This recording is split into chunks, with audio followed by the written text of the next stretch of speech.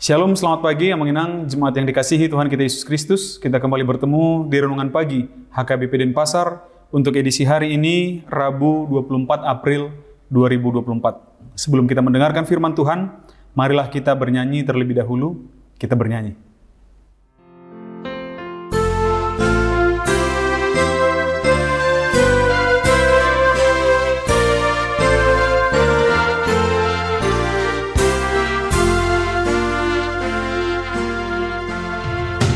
Dengar mula debat rata dan ujungan pedang roh dan harinya di mata hai rupana ton hidup holan matani rohan amananda debatan.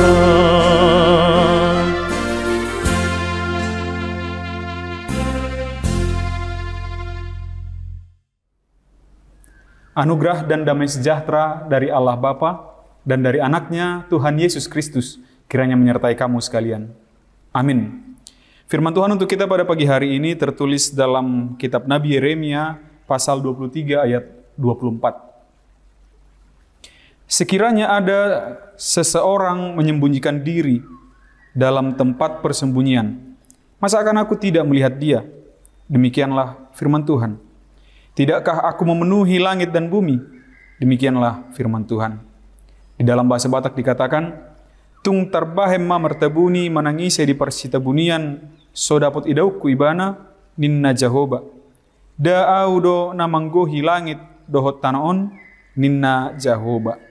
Demikian firman Tuhan.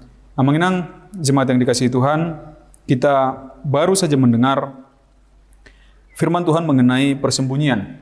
Persembunyian siapa dan untuk apa? Ayat ini berbicara tentang ketika ada orang-orang yang mau menyelewengkan firman Tuhan, lalu menyesatkan jemaat, menyesatkan umat Tuhan. Orang-orang yang mengaku-ngaku menyampaikan perintah Tuhan, tetapi ternyata tidak. Kalau kita baca lagi bahkan ayat yang berikutnya, ketika kita sampai di Yeremia pasal 23 ayat yang ke-25, kita akan sampai kepada ayat yang menyebutkan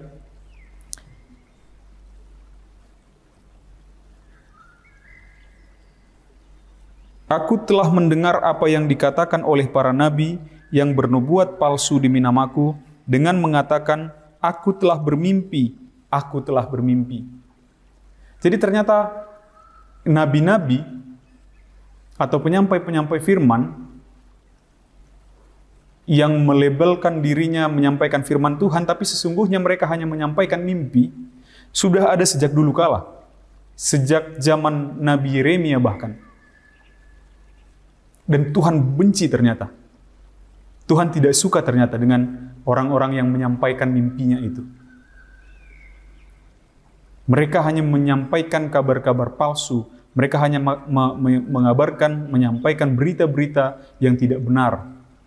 Lalu Allah nanti di ayat-ayat berikutnya, biarlah, Tuhan akan katakan, biarlah orang-orang yang menyampaikan mimpi, tetapi orang-orang yang menyampaikan firmanku, biarlah firmanku disampaikan dengan benar, katanya. Tuhan berkata demikian. Sampai di zaman kita sekarang ini yang mengenang, kita masih sering kali mendengar para pekabar Injil yang menyebut dirinya pendeta lah, pastor lah, evangelis lah, atau apapun mereka menyebut dirinya. Mereka bukan menyampaikan firman Tuhan, tetapi menyampaikan mimpi. Dan Tuhan tidak suka ini.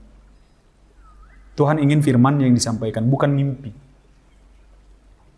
Dan orang-orang seperti inilah, kemanapun mereka bersembunyi, dan kepalsuan seterselubung apapun yang akan mereka pakai, untuk menyembunyikan dirinya, untuk menyembunyikan kebohongannya, lihat Tuhan akan sampai kepada mereka. kepada orang-orang seperti ini. Orang yang tidak benar-benar menyampaikan kebenaran, mau disembunyikannya sejauh apapun kebohongannya, mau dia tutup-tutupi sebagaimanapun kebusukannya, Tuhan akan sampai ke tempat itu. Maka Tuhan katakan, sekiranya ada seorang menyembunyikan diri dalam tempat persembunyian, masakan aku tidak melihat dia? Tidakkah aku memenuhi langit dan bumi?